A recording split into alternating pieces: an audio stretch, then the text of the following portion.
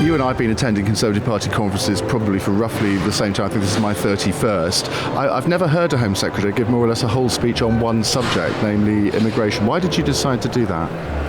I decided to do it because it is an important subject in relation to members of the public.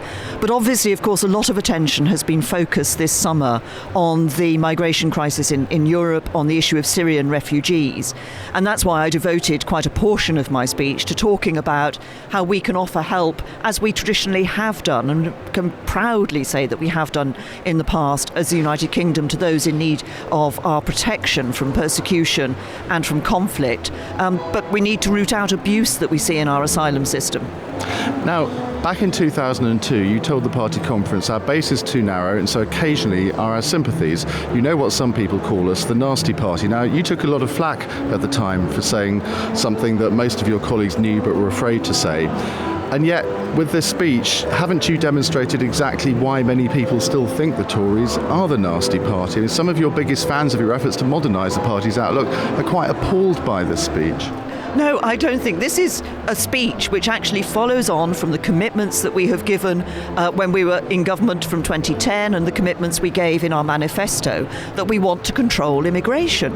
And the reason we want to control immigration is because of the impact that high, uncontrolled immigration has on people.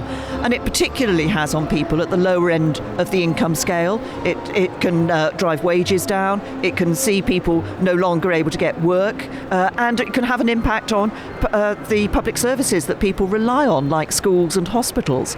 So as a party, we have consistently said we want to bring control into our immigration system, and that's what I was talking about. But, you said the benefits of immigration are close to zero. Well, according to the ONS, indeed, according to your own Home Office statistics, that's just plain wrong. Your own department says there's little evidence that migration has caused statistically different displacement of UK natives from the labour market in periods when the economy is strong, and we're constantly told the economy is strong. And if you also look elsewhere in that Home Office report, you will see that it says that even when the aggregate impact of migration appears to be a net sort of zero, that actually you are seeing a displacement of people at the lower end of the income scale and at where those lower paid jobs are. And also the Migration Advisory Committee looked at this and it said that there was a displacement. It's not a one-for-one displacement in jobs, but they said that over the period of time they looked at, for 100 jobs that immigrants came in to take, actually 23 people here in the UK didn't get jobs as a result. Do you agree with the Treasury that immigration means annual GDP growth is 0.25% higher? Well, the point about the GDP figures is that immigration has an impact on overall GDP figures, but it also has a negative impact on per capita GDP. So the impact on individual people, the national income per head, is reduced as a result of immigration. Do you agree with the OBR that the deficit is smaller because of the taxes immigrants pay? I agree with the OBR that the deficit is smaller because of the action that the government has been taking. The Conservatives, I know, but I'm saying that I agree with the OBR that the deficit is smaller, and the reason for that is the action that this government and Conservatives in the previous coalition government have taken. Difficult decisions, tough choices on the economy, but decisions that have meant that we have been able to halve the deficit. We need to carry on doing the work to ensure that we can sustain the growth in our economy in the future. I think one of the things that a lot of people on left and right believe is that we have done a better job in this country than many others in Europe of building a sort of cohesive society, particularly if you look at France. So there's some huge gaps, which you'll no doubt be aware of. But you said in the speech that immigration makes it impossible to build a cohesive society. What message does that send out to British Muslims and immigrants? Well, I didn't actually quite say that. I said high immigration makes it impossible to build a cohesive society. And it's back to the point I was making earlier, that the issue is you get, in the immigration debate, you get people who say there should be no immigration on the far right. You get people who should say there should be no limit to immigration on the far left. What actually any sensible government will do is ensure that we have control in our immigration system, so that yes, the brightest and the best, people who want to contribute to our society, are able to come here. And overall, over the years, immigration into the United Kingdom has been of overall benefit. And I spoke today in my speech of some of the particular... You didn't actually say that in the speech, though, did you? You didn't use those words and said that overall immigration has been a benefit. I thought that was something that was maybe lacking. Well, I consistently say that. I'm saying it to you now, Iain. And I also said in my speech that, of course, we are the country who have welcomed over the years people fleeing persecution. I cited the Huguenot Protestants from France, Jews from the pogroms in Russia or fleeing persecution by the Nazis, and, of course, more recently, the Ugandan nations who were thrown out by Idi Amin. So this country has a fine record of welcoming people into our society. But we do need to ensure that we can continue to do that. We need to root out abuse in our asylum system, which will enable us to be generous to those who need our protection. You're absolutely right to mention the Ugandan nations, the Vietnamese boat people, but in both of those cases, we took in far more people in a very short period of time than we are taking in from Syria, 20,000 over 5 years. I think the Ugandan nations was 50,000 in a couple of years. A lot of people think that maybe we could be doing more. Well, I think what we're doing in relation to Syrian refugees is absolutely right. I think, crucially, it is absolutely right that we are taking people from the refugee camps rather than those who have the resources to reach Europe.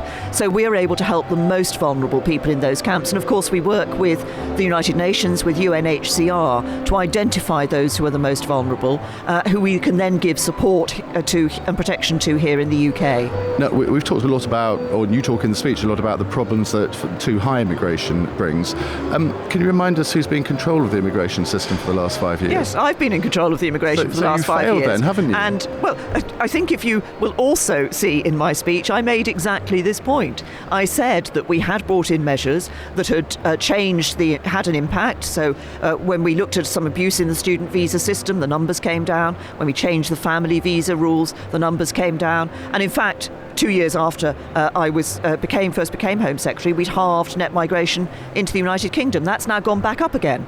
And I also, in my speech, set out some of the reasons why that was the case and some of the actions that we need to take. But have you abandoned this target of tens of thousands now? Because you're never going to achieve it. While we remain in the EU, it's impossible to achieve, isn't it? No, we haven't abandoned our target. And I think it's crucial that we do ensure that we keep focusing on this issue of bringing control into our immigration system.